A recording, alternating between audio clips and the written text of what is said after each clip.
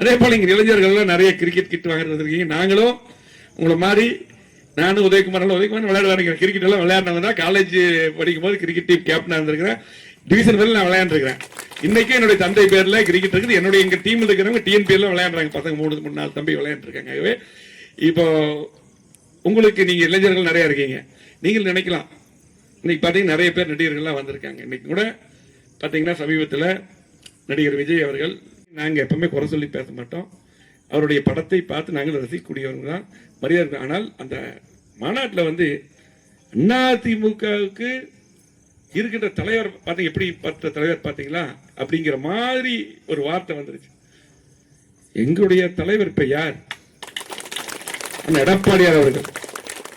ஒரு விவசாய குடும்பத்திலே பிறந்து ஒரு விவசாயி நாட்டை ஆள முடியுமா என்று கேள்வி வரும்போது, இந்த ஆட்சி 3 மாசத்துல போயிடும் 6 மாசத்துல போயிடும் என்று சொல்லுகின்ற போது 4 வருடம் 2 மாதம் அற்புதமான ஆட்சியை கொடுத்த தலைவர் எங்களுடைய தலைவர், தெரிஞ்சுக்கங்க.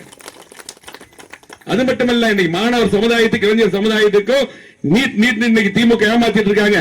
7.5% இடஒதுக்கீடு தந்து 600க்கு மேற்பட்டவர்கள் எம்பிபிஎஸ் பிடிஎஸ் படிக்கிறாங்க. எடப்பாடி காரணம்.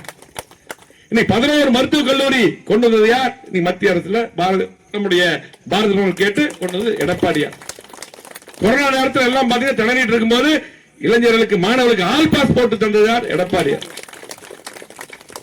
ஒவ்வொரு மாவட்டத்துக்கும் செய்ய முடியாத திட்டங்களை எல்லாம் கொடுத்தது எடப்பாடியார். இங்கே கூட பாத்தீங்கன்னா இன்றைக்கு கூட்டுக்குடிநீர் திட்டம் 50 வருஷத்துக்கு வருகின்ற 50 வருஷத்துக்கு குடிநீர் பிரச்சனையை போக்க திட்டம் தந்தது எடப்பாடியார். நான் தான் அதுக்கு அமைச்சர். அது மட்டுமல்ல, எடப்பாடியார் யார் திட்டங்கள், எம்ஜிஆர் திட்டங்கள் மட்டுமல்ல, மக்களுக்கு தேவையான திட்டங்கள் தான் தலைவராக எடப்பாடியார் முதலமைச்சராக இருந்தார். அது மட்டுமல்ல, இன்னைக்கு கழகத்துடைய பொதுச் இப்ப அவரு பேசிட்டு நான் சிங்கம், நான் எப்போது ஒரு நாள் வெளியே வருவேன்னு சொல்லிட்டு அவரு நம்ம தலைவரை பத்தி பேசுறாரு. எங்க தலைவரை எடப்பாடியாரை பத்தி பேசக்கூடிய உரிமை அவருக்கு மட்டுமல்ல, யாருக்கும் இல்லை.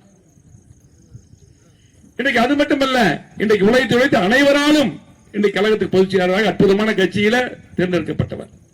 அவரும் அந்த பதவி கேட்கல, எல்லாரும் சேர்ந்து அத்தனை பொதுக்குழு உறுப்பினர் சேர்ந்து பொதுச் செயலாளராக கொண்டு வந்தோம்.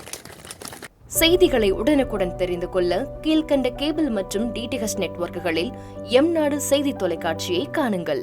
பாதகம் செய்பவரை கண்டால் நாம் பயம் கொள்ளலாகாது பாப்பா. மோதி மிதித்து விடு பாப்பா, அவர் முகத்தில் உமிழ்ந்து விடு பாப்பா. அண்மை செய்திகளை உடனுக்குடன் தெரிந்து கொள்ள இணைந்திருங்கள் எம்நாடு தொலைக்காட்சியுடன்.